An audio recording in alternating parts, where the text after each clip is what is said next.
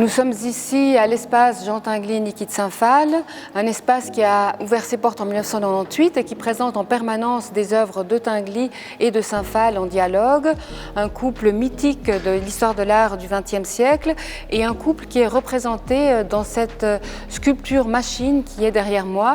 C'est une machine qui est devenue un peu le symbole de l'espace parce qu'en fait c'est une collaboration des deux artistes. L'œuvre, la partie supérieure est une réalisation de Niki de Saint-Phal qui représente un animal inventé, mi-cygne, mi-serpent, et le socle est de Jean Tinguely. Le socle émet un mouvement en fait très délicat qui accompagne le cygne, qui ne dérange pas, qui n'est pas saccadé comme les autres machines de Jean Tinguely, donc il se met vraiment en retenue par rapport à l'œuvre de sa compagne.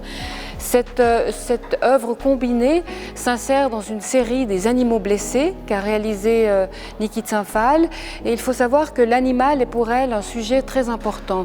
L'animal est une autre manière de parler d'elle à travers l'animal, et on voit qu'ici est mise en évidence la plaie sanglante qui évoque la fragilité de l'animal et donc aussi la fragilité de l'artiste. Elle a choisi le cygne comme symbole de l'innocence et le serpent qui pour elle est un animal mythique, mystérieux, qui incarne aussi une force intérieure. Là, on retrouve aussi Niki de Saint-Phal dans son aspect autobiographique.